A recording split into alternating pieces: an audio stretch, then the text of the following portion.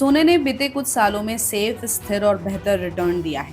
Covid के बाद से ही स्टॉक मार्केट में जितना अच्छा बुल रन देखा गया, उतना ही खतरनाक बियर स्लंप भी देखने को मिला। ऐसे में क्या सोना आगे भी बढ़िया रिटर्न देता रहेगा या स्टॉक मार्केट उसे पछाड़ देगा? चलिए समझते हैं इसके बारे में डिटेल से। देश की टॉप म्यूचुअल फंड कंपनियों में से एक एडलवाइज म्यूचुअल फंड की रिपोर्ट में दावा किया गया है कि आने वाले 3 साल में स्टॉक मार्केट का रिटर्न सोने के रिटर्न को मात दे देगा। इस रिपोर्ट में शेयर बाजार के आउट परफॉर्म करने की वजह भी बताई गई है। रिपोर्ट में अंडरलाइन किया गया है कि जहां सोना हमेशा से सुरक्षित निवेश का ऑप्शन रहा है, अनसर्टेनिटी के समय इसमें निवेश बढ़ता है और रिटर्न भी बेहतर होता है। वहीं शेयर बाजार का रिटर्न बहुत हद तक इकोनॉमिक ग्रोथ पर डिपेंड करता है।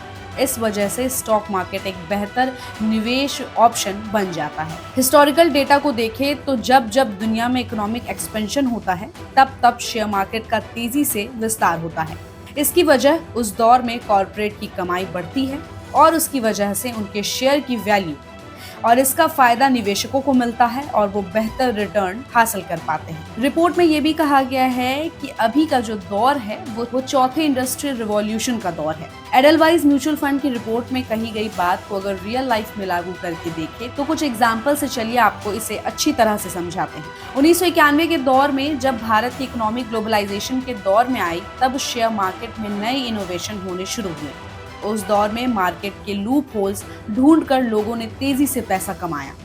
हर्षद मेहता, राकेश झुनझुनवाला, राधा किशन दमानी और केतन पारेख जैसे नाम उसी दौर में चर्चा में आए। इस इकोनॉमिक एक्सपेंशन की वजह से ही सेबी को मजबूती मिली और फिर ये इन्वेस्टर्स की सबसे बड़ी प्रोटेक्टर संस्था बनकर सामने आई।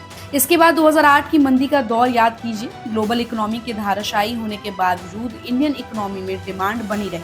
हालांकि उस साल सबसे बड़ा स्टॉक मार्केट क्रैश देखने को मिला, लेकिन 2009 में ही सेंसेक्स ने रिकवरी कर ली और एक रिपोर्ट के मुताबिक 2000 के बाद 2009 लोगों के लिए रिटर्न के लिहाज से सबसे बढ़िया साल रहा। ये वो दौर था जब इंडियन कॉर्पोरेट्स ने अपनी ग्लोबल पहचान बनानी शुरू की।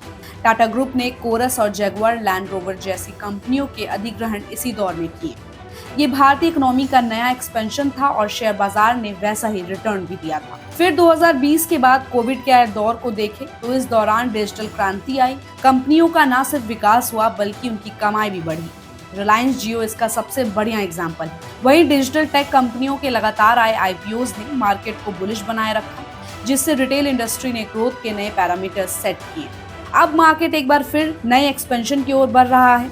इसमें solar energy, electric mobility, sustainability product और आर्टिफिशियल इंटेलिजेंस बड़ी भूमिका अदा करने वाले हैं। ये चौथी इंडस्ट्रियल रिवॉल्यूशन है जो 1-2 साल में स्टेबल हो सकती है। इसलिए अगले 3 साल में स्टॉक मार्केट बेहतर परफॉर्म की उम्मीद में है और इसकी पूरी संभावना भी है। तो इस पूरी रिपोर्ट पर आपकी क्या राय है? हमें अपनी राय कमेंट बॉक्स में दें और ऐसे ही अपडेट्स के लिए देखते रहिए गुड रिटर्न्स। हमारे चैनल को लाइक और सब्सक्राइब करना बिल्कुल भी मत भूलिएगा।